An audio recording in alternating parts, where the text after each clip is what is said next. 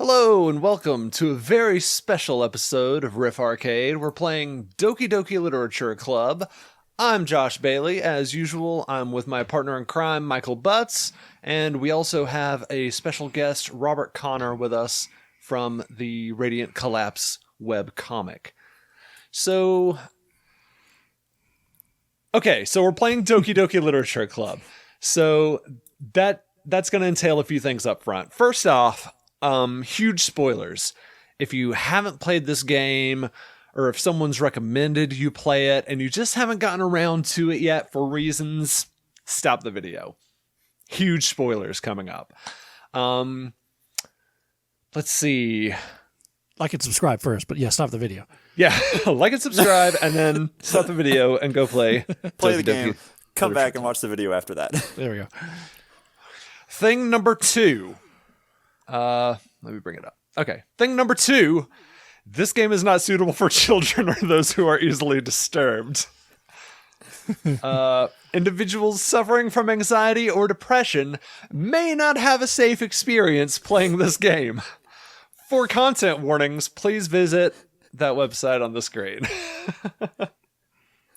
By playing, we agree that we're at least 13 years of age and that we consent to exposure of highly disturbing content.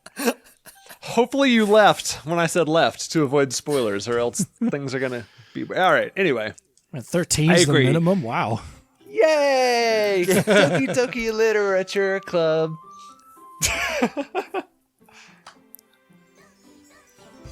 I genuinely like the music in this game. It's so like happy and peaceful and not.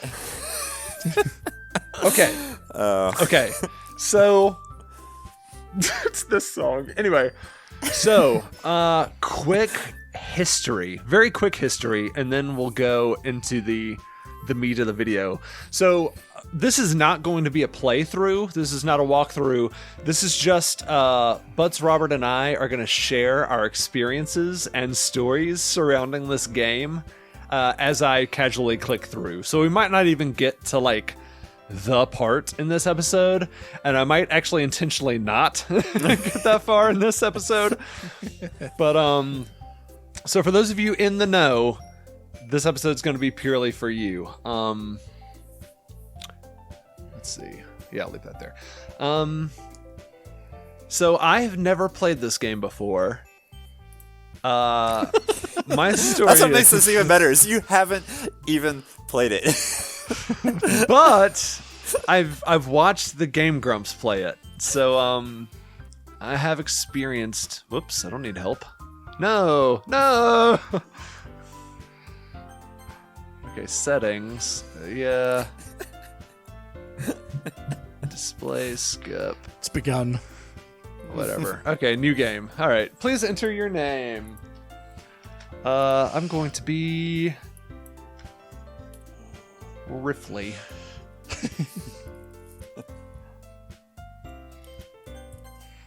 Let's begin. Hey! I'm okay. Yeah, we're not gonna. Can I just click anywhere? Perfect. Okay, so I'm just gonna click casually as we talk. So, I was the first of the three of us to experience this. I watched the Game Grumps play it, and I didn't know about the twist, but unfortunately, everyone in the comments section pretty heavy-handedly hinted at the twist. So, like, I kind of knew that, like, this game was going to go way off the rails when it did. And then when it finally... Oh, it's Sayori. No! So... But nonetheless, I thought it was a genius idea for a game. It's, long story short, for those of you that just want the game to be spoiled, this game goes on for a long time, just as a dating sim, visual novel style game. And then, like, what, probably an hour in, Robert, Yep, would you say? About an hour in. Yep. Like, so, like, you get good and lulled into a false sense of security. and then basically the game becomes a horror. Like, and I'm talking like a good horror, like with gory imagery and like freaky glitch stuff. It's horrifying. So, I mean, I thought that was a genius move by Team Salvato. Did a great job with that, just really making an experience of a game. I think that's why so many people are drawn to it and so many people let's play it. But cut to but this was before we were doing Riff Arcade. We were still playing Final Fantasy XIV, and I very subtly mentioned it to the gang, like the pre-gamers and Robert and Butts, and Robert was like, "Ooh, that sounds kind of cool." Let me interject here, because this is how it actually happened. we were on. I don't even know if you were on, Butts, because I want to say it was like me and you happened to get on early before everyone else did one Thursday. I forgot about that. I think that's how. Because I think it was just us. Because I know Travis and Shannon weren't on at that time, but we were just making small talk, catching up, doing the, our, what's happened to you this week kind of thing. Yeah. And Josh, when he says subtly mentioned, it was a very subtle seed that he planted. And I believe all he said was, "Oh, Robert, I heard about this game. It's a dating sim, and you're in a poetry class, and you woo a different girl based on what poetry you write. And there's a twist." Yay. That was it. That was it. That was it. And so, if I can pick up a little bit here, I don't know if you have anything more you want to say before. I'll just finish up. I'll just cut to where I was. And so that's it. Robert was like, "Okay, yeah, I might check it out." Like kind of like a non-committal. Yeah. So like I put it out of my mind and didn't think anything about it again.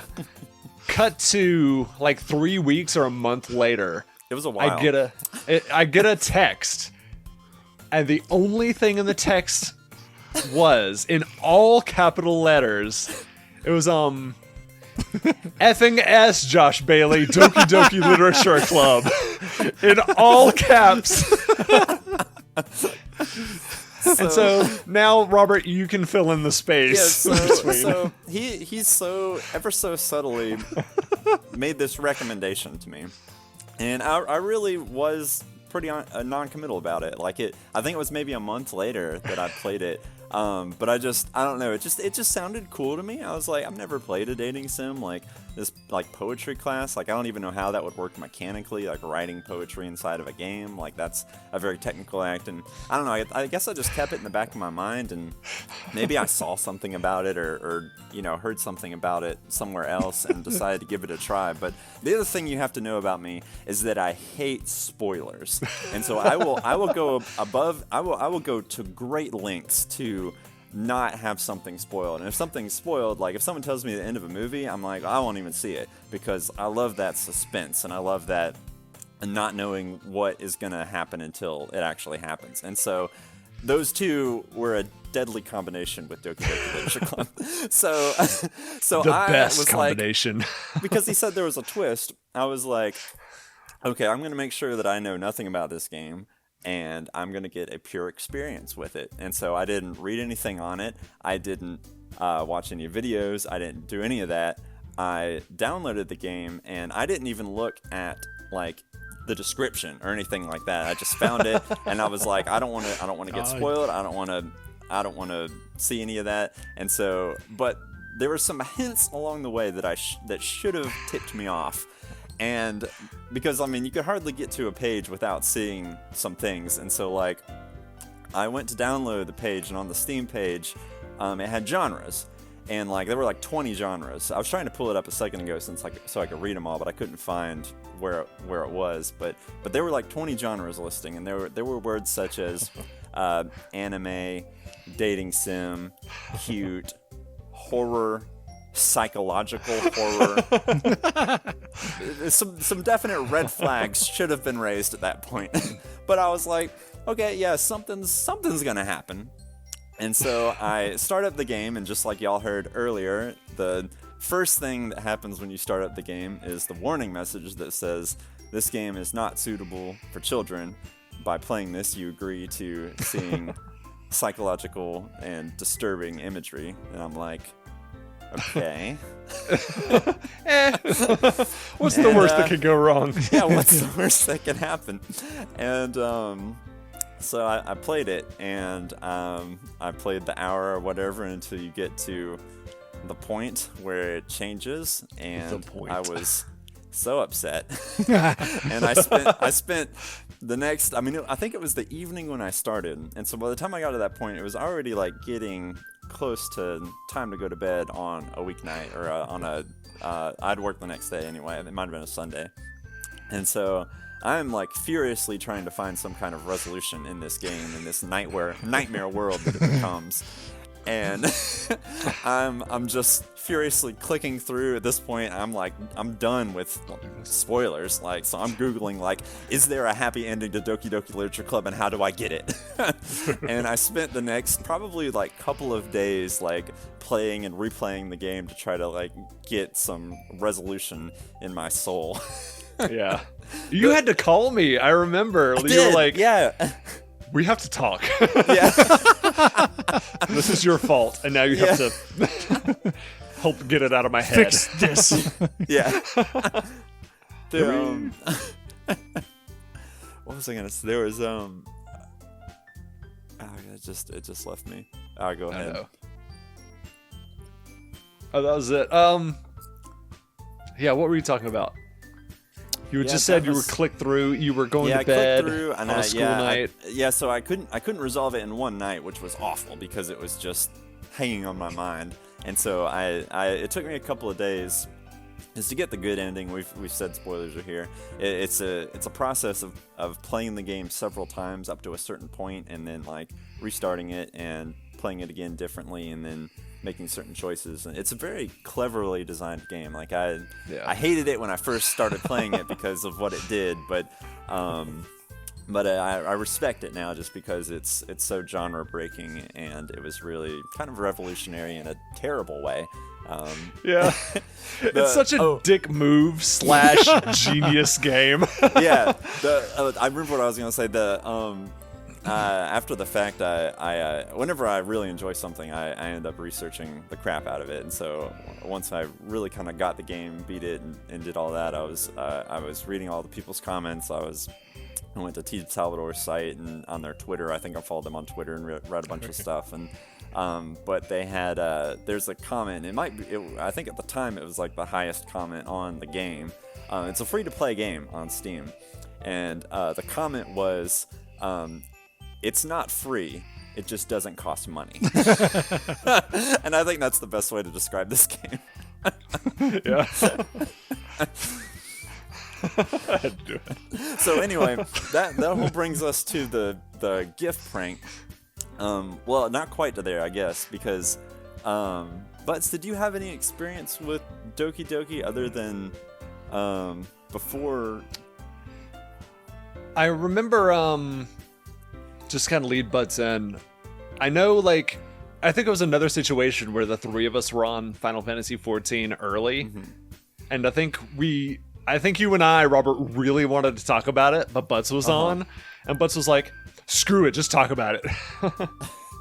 I think that's how Butts heard about it first. I think so. I think you guys had dropped jokes or something in the chat, and I was just like, okay, they're talking about that game that I don't know about, that dating game.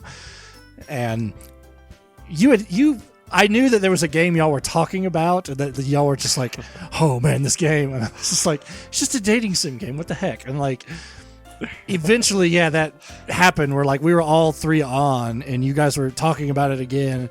And I was like, look, I'm never going to play this game. I barely do anything on my computer with games, so just spoil it. And then you talked about it, and I was like, oh my god, no. So then I think I did the same thing Robert did. Like, y'all gave me a quick overview of it. I was like, yeah, whatever, okay.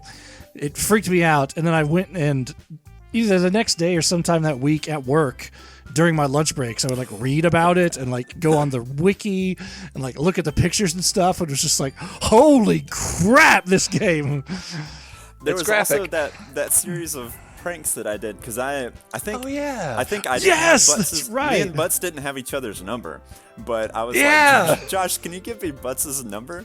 And so I texted him. That's right. That's right. Like I stole some of the images when it gets like really disturbing, some like glitched out faces and stuff, and I just like sent those to Butts, knowing that he didn't have my number or knew who this was coming from, and I just like sent him that, and I think I was acting as Monica.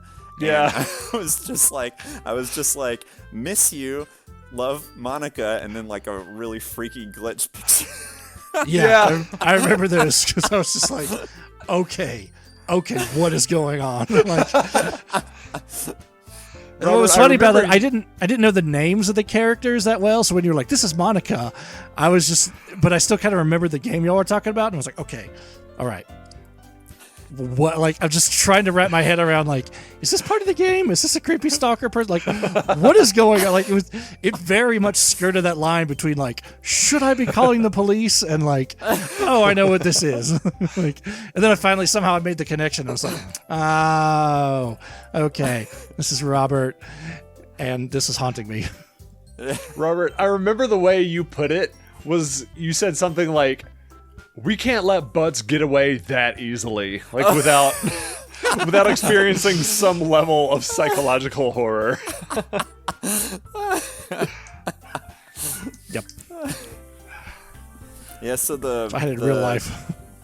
The gifts I saw, I've actually been holding on to those for almost a year because I saw them. I was at a con and I saw them there, and I picked them up, and I was like, this would be a fun thing to send to Josh and Butts, and so I was like, it'd be a good Halloween prank, and so I've been holding it until Halloween, and I almost thought about like stagger mailing them because I know Boone's a lot further from me than Atlanta, so I was like, maybe I should like mail Josh's one day and like wait one day and then mail Butts so they'll arrive at the same day, but I was like, that's too much speculative work, and I'm just gonna mail them on the same day. It worked out anyway because I didn't know Butts got it until I actually opened mine. The day I opened mine was the day Butts texted us and told us what he got. So it actually worked out perfectly. Too. Like that was really cool. So I got to see your initial reaction and look of disappointment. Yeah. Well, Robert, when you mailed me mine, it had gotten a little bit of water on it, so the paper was kind of weak. Hang on. I'm sorry. We'll get back to your story in a second. It's time to write a poem. Pick words you think your favorite club members will like. Something good might happen with whoever likes your poem the most. Ooh. All right. Robert, pick a word. Oh, let me see. I can see this on here. So we're gonna go with unstable. Another red flag that shows up here, even in this innocent part of the game, you've got words like silly, friends, spinning, vacation, atone, sadness. Yeah. Like they start kind of hinting. All right, Butts, your turn. Pick a word. I'm gonna pick spinning. Spinning, and I will pick effulgent because I don't know what it means. I don't know what it means either. I was about to say. All right, Robert, your Josh, turn. you monster. We'll go with after image. Sounds mysterious. After Image. image.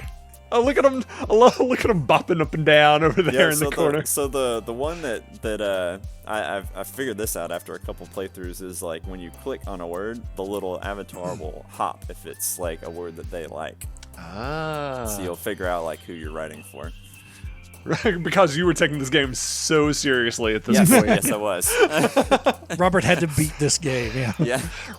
Robert's all like, "Yes, Sayori likes me. Oh, I hope things work out with her." Yeah. Butts, give us a word. Marshmallow. Marshmallow. See, I will go with. That's amazing, Robert, because like you've got to like balance stuff out. Like, okay, on this playthrough, I need to take 3 steps with this person without losing a step with this other one, and then do this next playthrough. It's like, ooh.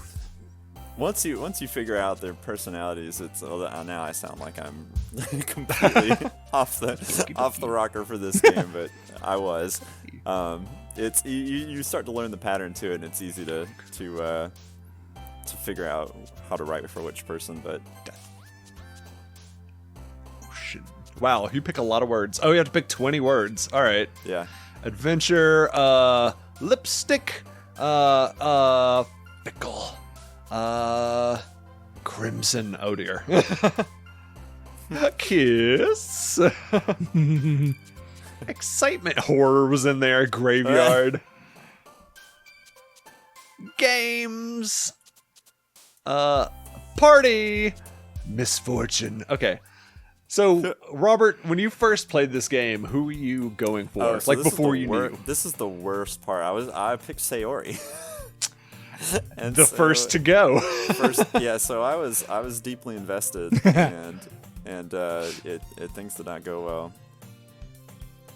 And the thing that was so like disturbing about this game is like the whole part with Sayori is really realistically written. Like, she has depression, and it's written like it's very realistic. She says things that people that are clinically depressed would say, and it was very disturbing. Very disturbing. Yeah, I think because she's the first to go, they had to write hers a little more realistically. They couldn't just like, you know, like that thing. So like they actually had to kind of like build to it. So, and yeah, in that way, I think they did really well, because they really, up until that point, you're like, okay, something's wrong, but I don't know what. And then like when the boom happens, you're just like, no! Speaking of, Butts, you were going to tell us your story of you getting your sticker. Yeah, the sticker. So I got the sticker, and it was wrapped up in that paper, that piece of paper that you folded, Robert, and it was slightly damp because it had been raining a whole bunch up here. So I was like, okay, I don't know what's in here or on this paper, so I'm going to open this very, very carefully, just in case something's written on here. I didn't want to like rip it up. So I'm opening it very slowly and like finding the edges and very delicately, as if I'm trying to save wrapping paper. And then I open it and it says, "Just Monica." And I was like, oh! Like, I was like both laughing and screaming about like, ah! Like it's this thing I had taken careful, loving care. And then just like, yeah, that's what she would wanted me to do with this. He got me. Wonderful.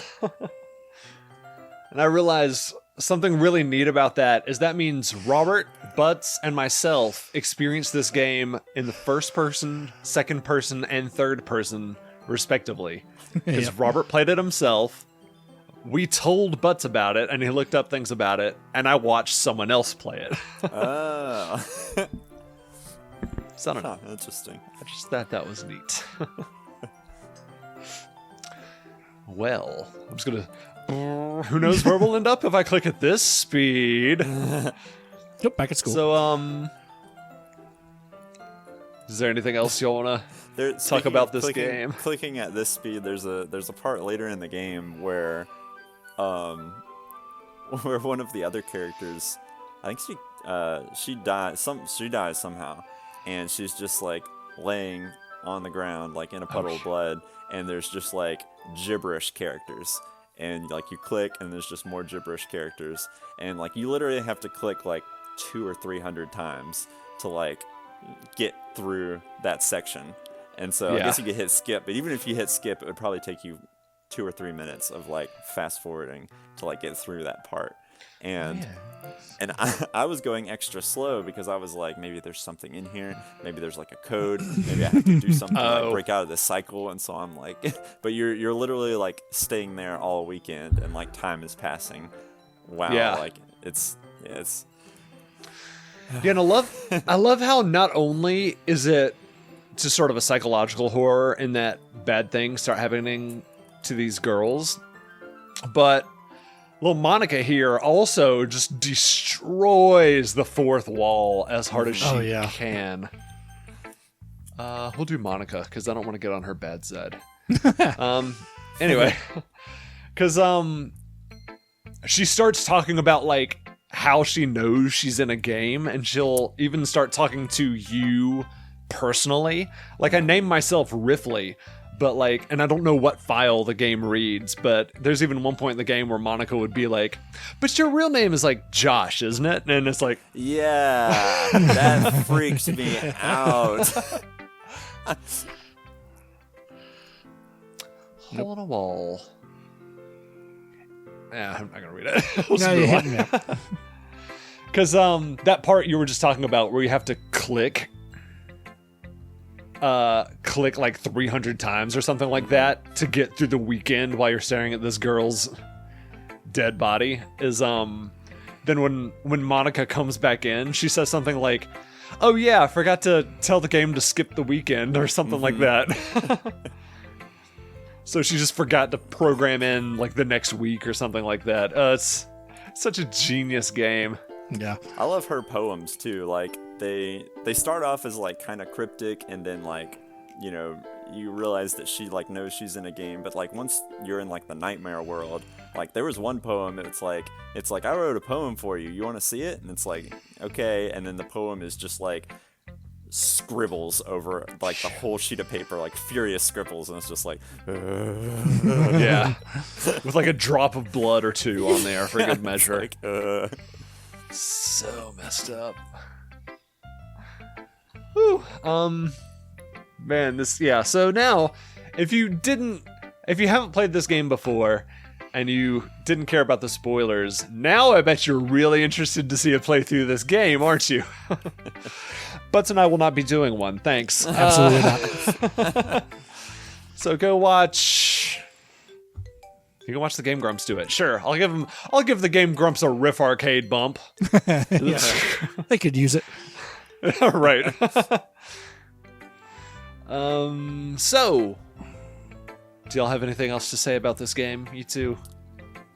I think that about wraps it up. I think it's amazing that I can't remember exactly what leads you to this at the end, but I guess this is a super spoiler at the end, but the game gets to a point where like you interact with Monica so much that the game literally breaks itself. So if you download this game, the only way you can replay it is to erase the game from your hard drive and then re-upload it, which is like probably why it's free, but that's just unbelievable to me that a game design, like a game company would be like, all right, we're going to make a game and purposefully break it at the end. Yeah. The game literally deletes itself after you beat it. Yeah. It's wild. It's, unbelievable.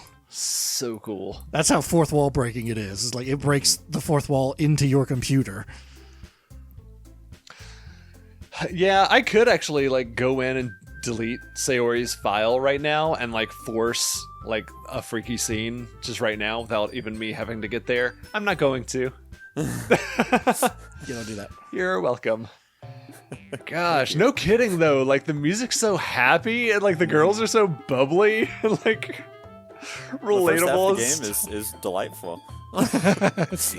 Yeah, no joke. Like the first half of the game is a really good dating sim. The guy did his homework in so many ways. What else? So down in the comments, guys, we want to hear your stories of Doki Doki Literature Club. So go down in the comments. Tell us what you happened. Did you know what was going to happen in the game? Did you not know? Were you taken completely by surprise like Robert? Or, you know, just we want to hear your stories, so please let us know. And Robert, would you like to update anything on Radiant Collapse? Yeah, so this will update so soon. I'll put this video up really soon, so you can keep it pretty and I live. may even cross-post this on my channel just to give some resolution to my whole prank. But yeah, I am furiously working on the end of Chapter 1. So my goal is to have Issue 1 ready by Jaco Comic-Con, which is December 14th, 2019. I'll be there, so a little over a month away. So I'm getting there. Got a couple more pages to go. A couple little details here and there. So I'm furiously working to make that all finished. But I'll keep updating you guys on that as we go. Yeah, I'm excited. I'm totally gonna get your first issue. However, Do it. how are you? that's a question I have for you. Is like, how are you going to make the comic available? So we'll be doing online orders. So I'll have some in person. If you're in the Glen County area for Jekyll Comic Con, that'll be my first show that I'm doing. I'll have them there. But I'll also have them available on my website shortly after that. I'll get my store up. You can order them online there. And then I'm probably going to, after that, publish through some online places. I think I'm going to put it on Webtoon and maybe some other places, and then eventually put it on my own site. And you were talking about getting some if you're in the area. Is it going to be physical and digital copies? So it'll be just physical copies at that point. I will have them printed, yeah. Okay, very cool. So. Yeah, I'm getting some. I don't care. Yeah, so you'll when you do the order online, I'll actually mail you a copy. And we're going to be doing, hopefully if I can get this all done in time, we're going to do some special content for the physical copy just as an extra incentive. I'm going to do a secret video that's going to have a process of how I did one of my big cityscapes, one of the big cyberpunk cityscapes that opens up the comic. I recorded my whole process of that, and so I'm going to do kind of a speed paint voiceover walkthrough of how I painted that, and so that there will be a link to that provided in the physical issue. Okay, very cool, very cool. All right, we hope you enjoyed listening to our stories. As for Riff Arcade, it's going to be the usual from us, a new video every Monday, Wednesday, and Friday at 2 p.m. and a live stream on Thursday at 8 p.m. So, until next time, we will see you right here on Riff Arcade. Bye-bye.